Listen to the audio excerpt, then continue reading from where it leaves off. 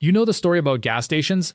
They sold gasoline, they made money on the margin between wholesale and retail price. Simple, clean, profitable. Except that's not the story at all. The real story is darker, stranger, and infinitely more complicated. It's a story about how gas stations actually became something else entirely. Not fuel retailers, but financial instruments masquerading as roadside convenience. And by the time most Americans realized what they were, the entire model had already started to collapse. Let's start with what nobody talks about, the franchise model. Yes, gas stations existed as company-owned operations, but the real money, the systematic, reproducible, scalable money, came from something much more insidious. It came from turning the station itself into a liability that someone else had to absorb. A major oil company, let's say Shell or Texaco or Sinclair, didn't want to own and operate thousands of individual gas stations across America. That would be impossible. The logistics alone would be catastrophic. The labor costs would be astronomical. The real estate overhead would strangle their balance sheet. So instead, they did something much more clever. They created the illusion of entrepreneurship. A local entrepreneur, maybe a mechanic with some savings, maybe a former truck driver, maybe just someone who had access to capital and wanted to own their own business, could lease the station from the oil company. Not buy it. Lease it. This was crucial. The oil company retained ownership of the real estate, the pumps, the signage, everything that mattered. The station owner thought they were building equity. They were actually building a death sentence. Here's how it worked. The franchisee agreed to a lease, typically 5 years, sometimes longer. In exchange, they got the right to operate the station and sell fuel supplied exclusively by the oil company. And that last part is important. Exclusively. They couldn't source gasoline from anyone else. They couldn't negotiate prices. They bought what the company sold them at the price the company set, and they tried to make a margin on the retail side. The lease itself was devastating. A typical gas station lease in the 1960s ran somewhere between $1,500 and $3,000 per month, in 1960s money. In today's terms, that's roughly $12,000 to $25,000 per month. For a piece of property you didn't own, for equipment you didn't own, for a business where your entire inventory turned over in days, where price wars were constant, and where you had almost no control over your fundamental cost structure. But the lease was only the beginning. The oil company then required the franchisee to meet certain volume commitments. You had to pump a minimum amount of gasoline per month or pay the difference. You had to maintain the property to their exacting standards, which meant hiring an employee or two, maybe three. You had to display their brand prominently. You had to stay open during specified hours. You had to keep your pumps updated when new models came out. You absorbed the cost. And then, here's where it gets really interesting, you had to buy everything else from the oil company too. Not just gasoline, oil, windshield washer fluid, brake fluid, spark plugs, fan belts, hoses, tires, sometimes even the coffee and snacks you sold in the little shop. The oil company had a wholesale supply division, and the franchisee was contractually obligated to source from it. The margins were of course controlled by the company. Thin, razor thin, but mandatory. Let's talk about the labor situation, because this is where the franchisee's margins really evaporated. A gas station, even in the 1960s, required constant presence. The owner couldn't just show up for an hour a day. They had to employ attendants, sometimes 2, sometimes 3, sometimes more depending on the volume and the hours of operation. In 1960, the minimum wage was $1 per hour. But a gas station attendant made maybe $1.25 per hour, plus a small commission on sales. Over a 40-hour week, plus benefits and payroll taxes, you were looking at maybe $60 or $70 a week for a single employee. Multiply that by 2 or 3 employees, add in the franchise lease, add in the cost of goods sold on the fuel, and suddenly you're working 80 hours a week just to break even. And here's the thing that gas station owners quickly learned. They were competing against other gas station owners in the same franchise system.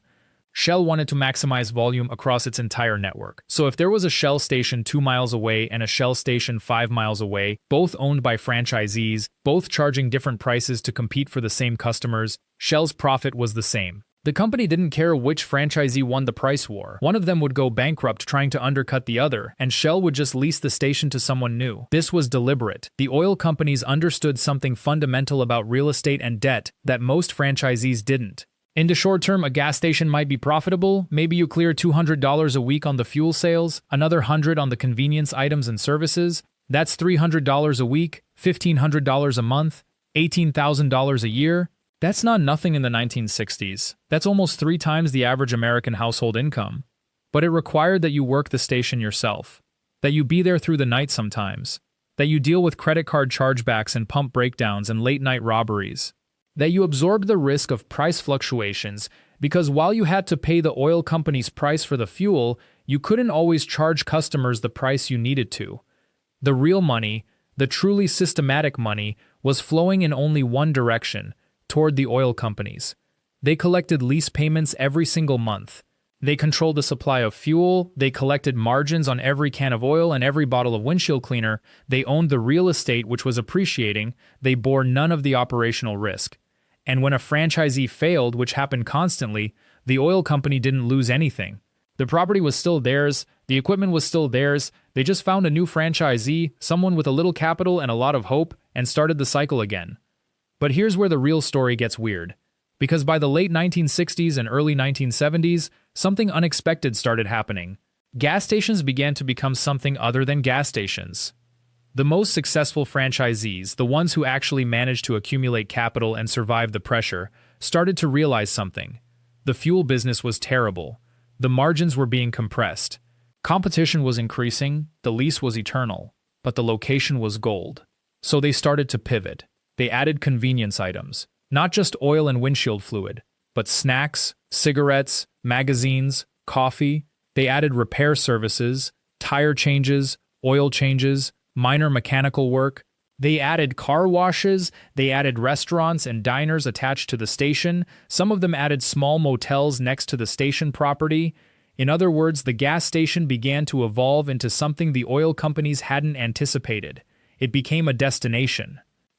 And this is the part that the oil companies hated, because once the franchisees started making real money on the ancillary services, on the convenience items and the repairs and the food, the franchisees started asking uncomfortable questions, like why am I paying this lease to you?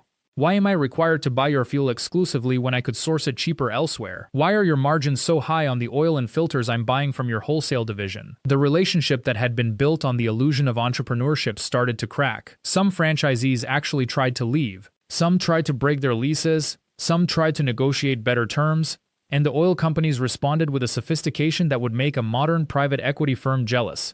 They had lawyers, they had accountants, they had a century of experience squeezing money out of small operators. Most franchisees lost. But the bigger problem, the one that neither the oil companies nor the franchisees fully grasped, was that the entire model was built on an assumption that was about to become false. It assumed that Americans would continue to need to stop at gas stations, that they would continue to rely on local stations for repairs and supplies, that the car once purchased would require frequent servicing by independent mechanics. And then, gradually, starting in the late 1970s and accelerating through the 1980s, all of those assumptions collapsed at once. Cars got better. Much better. The engine that required an oil change every 2,000 miles became an engine that could go 10,000 miles between services. The battery that died every winter became a battery that lasted 5 years. The spark plugs that needed replacing every season became spark plugs that lasted 40,000 miles. The mechanical components that required adjustment and maintenance became sealed, computer-controlled systems that didn't need anything until something actually broke, and when something broke, you didn't go to your local gas station, you went to an authorized dealer, you went to a big chain repair shop, you went to a specialized technician who had the diagnostic equipment to figure out what was wrong with your computer-controlled, fuel-injected, electronically managed vehicle. The gas station, as a general-purpose place of automobile servicing, simply ceased to exist. But that's not the whole story either, because before the repair business died, the fuel business died first. By the early 1980s, the oil shocks of the 1970s had made gasoline prices volatile and unpredictable. Fuel efficiency became something Americans cared about, and the gas station, still operating under the old franchise model, with the old lease structure, with the old contractual requirement to buy exclusively from the oil company, suddenly found itself in an impossible position. The franchisee couldn't control costs, they couldn't source cheaper fuel, they couldn't raise their prices without losing customers to the competitor station down the street, and every month, that lease payment came due, whether they were profitable or not. The system that had been so profitable for the oil companies in the 1950s and 1960s, the system where they owned the real estate, controlled the supply, and extracted lease payments from increasingly desperate franchisees, suddenly became a system where the oil companies had all the liability and none of the profit. And here's what happened next. The oil companies started to abandon it. They divested from station ownership, they stopped franchising to independent operators, they sold off their real estate, some of them exited the retail fuel business entirely. The ones that stayed in the business consolidated. Fewer, larger, more automated stations that could generate volume without requiring a franchisee to sacrifice their life. By the 1990s, the franchise model was essentially dead. What remained were corporate-owned stations, self-service pumps, and convenience chains, a completely different business model. The oil company collected the money directly. The franchisee and the fantasy of independent ownership that the franchisee represented disappeared. What's remarkable about this history is how thoroughly it's been forgotten. When people think about gas stations, they think about the 1950s and 1960s, the chrome and the neon and the friendly attendant. That's the image that persists. But that image is actually the image of an era when gas stations were economic prisons for their operators and gold mines for the oil companies that owned them. The franchisee thought they were entrepreneurs. They were actually debt carriers. They thought they were building equity. They were actually building someone else's wealth. And by the time most of them realized what had happened, the entire system had moved on. This is the real story of how gas stations made money. Not as fuel retailers, but as real estate plays. Not for the franchisee, but for the corporation that owned the land and controlled the supply. It's a story about how the American dream of small business ownership was monetized, packaged, and sold to people who had no idea they were buying into a losing proposition. And it's a story that repeats itself over and over in American business. Wherever there's a franchisee who thinks they own something, and a corporation that knows better. But here's what most people don't understand about this system. The real profitability, the actual cash engine that kept oil companies wealthy, wasn't hidden in the fuel margins at all. It was buried in something far more mundane, far more stable, and far more deliberately obscured: convenience store operations. By the 1960s, the fuel business had become almost incidental to what was actually happening inside that small shop attached to the pumps. A franchisee might net perhaps 3 cents per gallon on gasoline. But a pack of cigarettes that cost them 40 cents wholesale? That sold for 75 cents. A candy bar wholesale at 12 cents? 95 cents. A cup of coffee that cost them maybe 8 cents in supplies and labor? 40 cents? Sometimes more if they could get away with it. This is where the real money was. Not the volume game of fuel, the margin game of captive convenience retail. And the oil companies understood this perfectly. They didn't franchise gas stations because they believed in small business entrepreneurship. They franchised them because they needed human beings to staff those convenience stores, to open at 6 in the morning, close at 10 at night, work holidays, handle the small transactions, manage the inventory, absorb the shoplifting losses, and do it all for a profit that would never quite match the financial burden of the building and the debt. The station operator became, in essence, a very expensive vending machine, a human vending machine that required food, sleep, and the psychological weight of ownership without the actual financial rewards of owning anything. Consider the economics from the operator's perspective, because this is where the trap becomes visible. A typical franchise agreement in 1965 required you to pay roughly $5,000 up front. That's approximately $55,000 in today's money. You didn't own the building. You didn't own the pumps, you didn't own the land. What you owned was a contract to operate those things and a significant debt to pay for that privilege. Then there were the monthly payments, lease payments to the oil company for the property, perhaps $300. That covered the land, the building structure, all the equipment rental for the pumps themselves, the underground tanks, the compressors, another $150, credit card processing fees and accounting support, $50, and that's before you paid yourself anything. So you're looking at $450 a month. That leaves your business the moment you deposit any revenue. On a busy day, a station might pump 1,500 gallons of gasoline. At 3 cents per gallon profit, that's $45 gross profit. Before labor, before electricity, before the cleaning supplies you need to keep the place presentable. You haven't hired anyone yet. You're doing this yourself. 70 hours a week. You're the one cleaning the restrooms at midnight. You're the one driving to the wholesale distributor for cigarette stock. You're the one dealing with the angry customer whose card was declined at the pump. You're the one discovering at 3 in the morning that the underground tank has a slow leak and you need to call a contractor who will cost you $1,200 to repair. The oil companies knew all of this. They had actuarial data. They had years of franchisee performance reports. They knew that roughly 60% of gas station franchises failed within 5 years. They knew that the average operator would work 6,000 hours per year for a net income of roughly $4,000.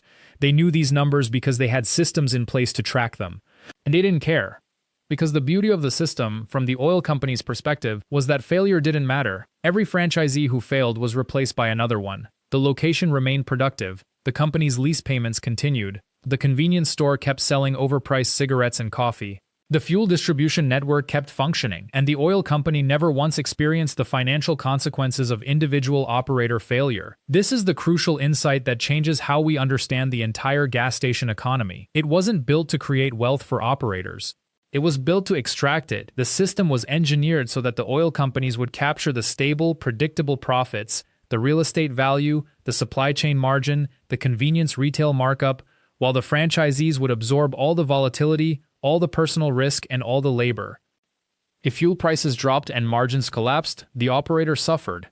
The oil company's lease payment remained fixed. If a competitor opened 2 blocks away, the operator's volume dropped. The oil company's lease payment remained fixed. If the operator got sick, went on vacation, or simply burned out, the location deteriorated, but the oil company's lease payment still arrived. What's particularly elegant about this arrangement from a capital perspective is that the oil companies didn't even have to be directly involved in the franchise failures. They created a network of corporate franchise operations, like Chevron's Star Trek program or Sunoco's franchise division, that would serve as the middle management layer. These franchisees would then sub-franchise to smaller operators, adding another layer of debt extraction. The first-tier franchisee would pay the oil company, say, $450 monthly. Then they'd turn around and charge a smaller franchisee $550 monthly for the same location. That $100 gap? That was the first franchisee's entire income, minus their own labor, their own utilities, their own liability insurance. So you'd have a situation where 3 different people, the oil company, the corporate franchisee, and the local operator, were all extracting value from the same location simultaneously, and only the top of the pyramid was actually profitable.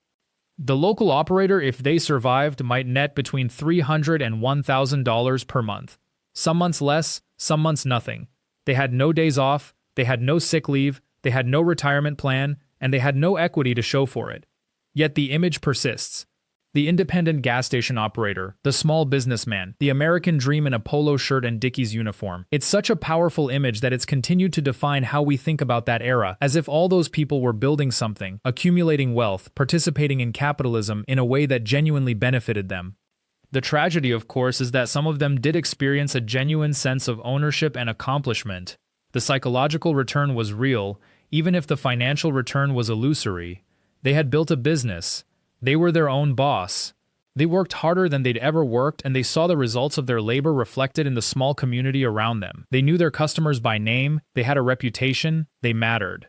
And that psychological capital, that sense of mattering, was so valuable to them and to the oil companies that it became part of the profit calculation. The operators' pride in their station, their willingness to invest personal effort and emotional labor, their desire to provide good service and maintain a respectable location, all of that was monetized by the corporate structure above them. The oil company was essentially purchasing the operator's sense of dignity and autonomy, and they were paying for it in the form of below-market profits and the perpetual risk of failure. This model, extracting value through the franchisee's emotional investment in ownership, would eventually become the template for much of late 20th century American business. Fast food franchises, hotels, retail shops. The formula was proven, it worked, and by the 1970s, it was everywhere. But in that moment, in the 1960s and early 1970s, the gas station was the original proving ground.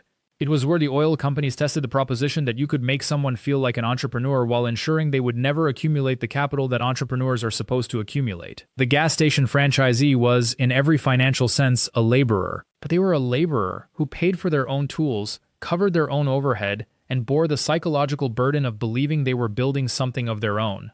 And that, perhaps more than any other aspect of the system, was the genius of it.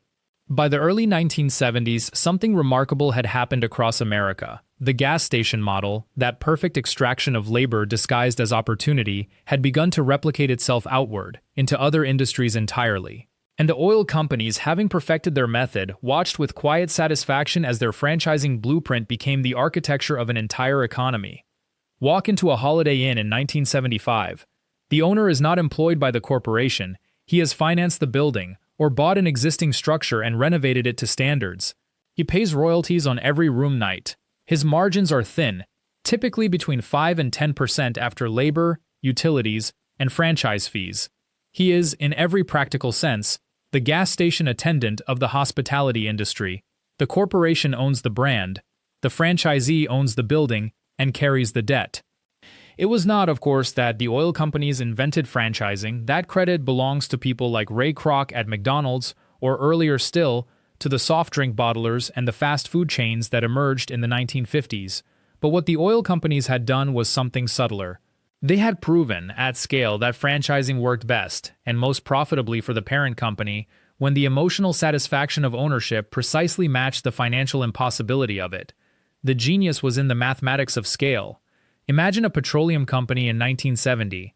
They operate thousands of branded gas stations across dozens of states. They could, in theory, employ all of these station managers directly, but the labor costs would be staggering, the overhead would be enormous, the company would own thousands of pieces of real estate, most of them modest and difficult to offload. They would have to manage hiring, training, scheduling, and termination across a dispersed, relatively low-skill workforce. Or, they could do what they did. Each franchisee became a single point of contact. They managed their own payroll. They covered their own utilities.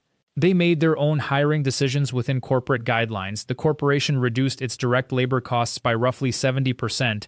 They eliminated the need to manage thousands of individual employees, and they maintained complete control over pricing, supply, branding, and standards through the franchise agreement. From the corporation's perspective, it was almost perfect. The only cost was the cost of building the franchise infrastructure, the legal team, the marketing support, the supply chain management. And those costs, when spread across thousands of franchisees, were negligible.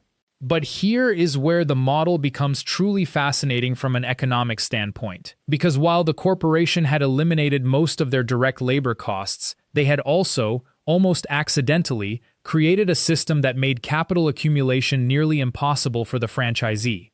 A gas station attendant in 1965 working for wages might save $5,000 over 5 years. He could put that toward a down payment on a house. A gas station franchisee in 1965, despite being substantially busier and more stressed, might accumulate nothing. Why? Because every dollar he extracted from the station had to go toward debt service on the franchise loan, royalties to the parent company, capital improvements mandated by the corporation, and the constant repairs and maintenance that kept the station operational. The station never became an asset that generated wealth. It became a treadmill that consumed it. And yet, and this is crucial, the franchisee never felt like a laborer. He felt like an owner. He made decisions about his station. He competed with the station down the road. He took pride in his cleanliness rankings, his customer service, his community reputation. He told people he was in business for himself. He was not, but he believed he was. And that belief, more than anything else, kept him working 7 days a week, kept him from unionizing, kept him from demanding higher profit margins, and kept him from seeing the system as extraction rather than opportunity. By the mid-1970s, this franchise model had become so dominant that it was almost invisible. It was simply how business worked. You wanted to open a restaurant? You got a franchise. You wanted a motel? Franchise. A car rental agency? Franchise. A convenience store? Franchise. The oil companies had not just created an economic model, they had created a template that would reshape American capitalism itself. And the remarkable part, the part that would echo through decades of business school case studies and economic policy, was that this model made both parties feel like they were winning. The parent company was winning, dramatically. They had created a distributed network of branded locations without carrying the capital or labor burden. Their profit margins on fuel sales, on supplies, on franchise fees were substantial and stable. And they had solved the fundamental problem of every large retail corporation: how to maintain brand consistency and customer experience across hundreds or thousands of locations without managing hundreds or thousands of employees. The franchisee felt like he was winning because he was, technically, in control of his location.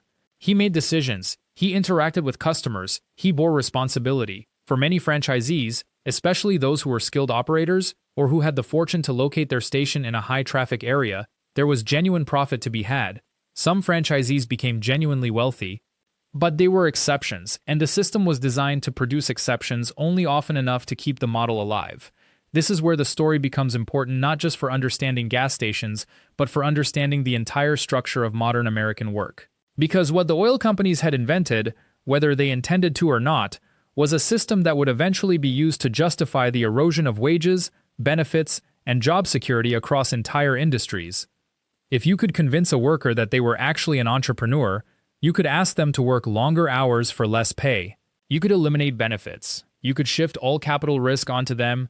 You could create a system where they competed with each other rather than organizing together, and they would accept it because they believed they were building something of their own. The gas station franchise was the proof of concept. But the template was universal, and by the late 1970s and early 1980s, corporations across America were learning the lesson. Our complete guide on the hidden financial mechanics of franchise systems and how they transformed American labor is available in the description and pinned comment. If you want to understand not just gas stations, but the entire architecture of how modern work became what it is, that deep dive is waiting for you. Because the story of the gas station franchise doesn't end with the gas station. It ends with understanding why, by 2020, millions of Americans would be classified as independent contractors, working longer hours, earning less, with no benefits, no security, and the absolute psychological conviction that they were entrepreneurs rather than laborers. The oil companies had built the prototype, and the rest of American business had simply scaled it. But here is what the oil companies never accounted for: the human cost of a system designed to push all risk downward, and the moment when that system would finally break.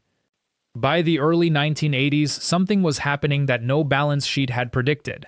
The franchisees who had been sold the dream of independence were beginning to understand what they actually owned: not a business, but a set of obligations. They controlled nothing: not pricing, not supply, not product selection, not hours of operation. They were responsible for everything: labor costs, property taxes, insurance, maintenance, customer service. And they were making less money with each passing year. The oil companies raised wholesale prices. Competition from new franchises meant that retail prices couldn't follow. Profit margins compressed. The franchisee's share of the pump dollar, once 4 cents, was now 3 cents, then 2, then 1. And crucially, the oil companies had structured the relationship so that they never bore the cost of this compression. If a franchisee couldn't make it work, the solution was simple: don't renew the franchise agreement. There were always more people desperate enough to try. The costs of failure were always external, always absorbed by the individual, never by the corporation. This is the moment we need to sit with, because it reveals something true about how American business actually works, something that goes far beyond the gas station. The gas station franchise model became the template for how American capitalism would reorganize itself in the final decades of the 20th century. The principle was simple and powerful: extract all operational risk from the large corporation and place it entirely on the individual. Make the individual believe they are an entrepreneur when in fact they are more precarious than any traditional employee could ever be, and structure the relationship so that failure leaves no mark on the corporation. It is simply a franchisee's poor management, bad luck, or lack of business acumen. This model would metastasize really, into fast food franchising, into hotel management, into gig economy work, into app-based delivery services. By the time Uber and DoorDash arrived in the 2010s, the architecture was already so familiar that almost no one noticed it. The oil companies had spent 70 years perfecting the system, everyone else was just refining it. And the franchisees themselves, those men and women who had signed on to own their own gas station, what happened to them? Most failed. The average lifespan of a gas station franchise contract before renewal was refused was roughly 5 to 7 years by the 1990s. Some owners tried to adapt, adding convenience stores, developing loyal customer relationships, working 80-hour weeks just to maintain margins that had become razor thin. Some abandoned the business entirely, selling their remaining franchise term to someone else, usually someone with less bargaining power, less experience, more desperation. The system created a kind of musical chairs, where each round of franchisees was slightly worse positioned than the last, until the franchise agreement itself became worthless. But the corporation, the oil company, was untouched. Their real estate held value, their brand persisted, their profits, though lower than in the boom years, remained stable and predictable. They had successfully converted the uncertainty of owning a retail location into someone else's problem. And they had done it all while convincing someone else that they were an independent business person. This is the hidden financial architecture of the American gas station. It is not a story of innovation or independence or entrepreneurial triumph. It is a story of how a large corporation solved the problem of retail distribution by transferring all of the risk and nearly all of the operational burden onto individuals while maintaining complete control over the essential variables: pricing, supply, product, and hours. It solved a problem for the oil company, but it created a permanent problem for everyone else. And once that architecture was proven to work, once it was shown that you could take a profitable business model and make it more profitable by shifting risk onto individuals, American business never looked back. Every corporation that learned this lesson applied it. Why hire employees when you could have franchise partners? Why bear the cost of labor when you could have independent contractors? Why take on risk when you could distribute it? The gas station franchisee of 1965 and the DoorDash driver of 2024 are separated by 60 years and thousands of miles, but they are performing variations on the same role in the same system. Both believe they are entrepreneurs. Both bear all the risk. Both are generating profits for a corporation that has successfully insulated itself from responsibility. This is the true story of how gas stations made money, not through innovation or service or entrepreneurial genius, but through a brilliant, patient, systematic transfer of risk from those with power to those without it, and through the psychological trick of making the people bearing that risk believe that they were free. The oil companies understood something that most American businesses would take another 30 years to learn. The real profit is not in the thing you sell. The real profit is in the structure of who bears the cost and who reaps the benefit. If you want to understand how modern work actually became what it is, how we went from a nation of employees to a nation where millions are classified as independent contractors, bearing all the risk and reaping almost none of the security, you need to understand the gas station franchise system first. Because everything that came after it was simply the same architecture applied to different industries. The deeper analysis of how these franchise systems transformed American labor and how the oil company's profit model became the blueprint for modern gig work is covered in our complete guide. You'll find that resource in the description and in the pinned comment if you want to go much deeper into how this architecture still shapes your work and your life today. Thank you for watching. If this look at the hidden financial mechanics of the gas station taught you something new about American business history and about the forces that shaped the way work itself became what it is, please subscribe to the channel, like this video, and turn on the notification bell so you never miss a new episode. We're building a library of deep financial histories, and I hope you'll stay with us.